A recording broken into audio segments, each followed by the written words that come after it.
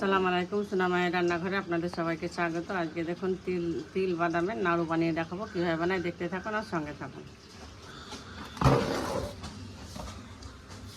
তিল নিয়েছি, কড়া বসে দিয়েছি চুলোতে, 2 বাটি তিল নিয়ে নেবো।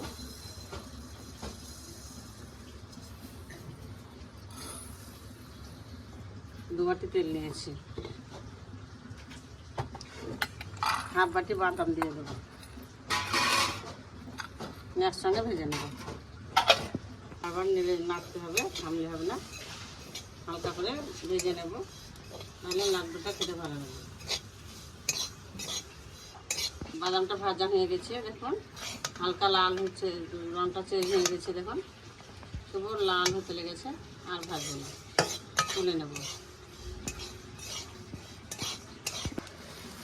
খেজুর গুড় নিয়েছি, খেজুরগুলো পেটালি নিয়েছি, কেটে নেব,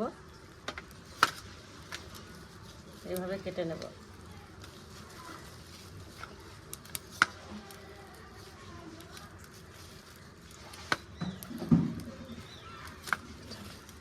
তিল নিয়েছি, সে বাটি মতো 1 বাটি ধুয়ে দিয়ে দিলাম, অল্প একটু পানি গলার জন্য।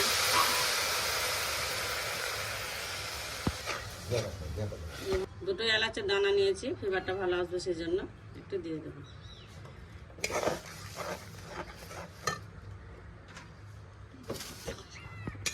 কত সুন্দর ফুলে উঠেছে দুধটা, এই দেখুন।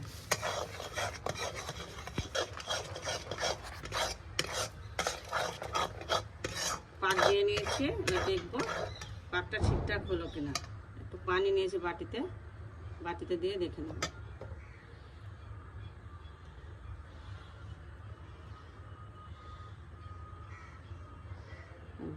পাকটা ঠিকঠাক হয়ে গেছে, এই যে তেলটা দিয়ে দেবো।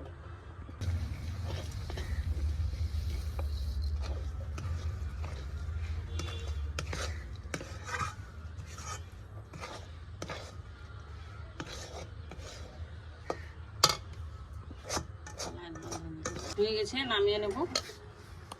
বুঝছে, একটু ঠান্ডা হয়ে যাক, নাড়ুটা সেপ দিয়ে নেব। হাতে একটা ঘি নিয়ে দিয়েছি, একটু হাতে লাগিয়ে নেব।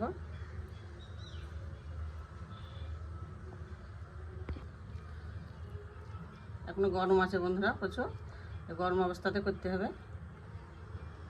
এভাবে বানিয়ে নেব।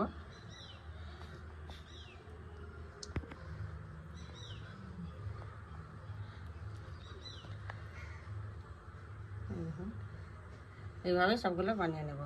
এই দেখুন কত সুন্দর লাগছে বন্ধুরা, কত সুন্দর লাগছে নাড়ুগুলা, দেখুন। এই দেখুন দারুণ সুন্দর।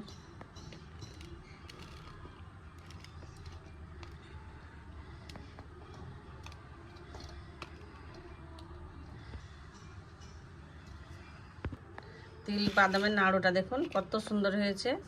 এই দেখুন কত সুন্দর নাড়ুটা, দেখুন একবার খেলে বারবার খেতে ইচ্ছা করবে বন্ধুরা।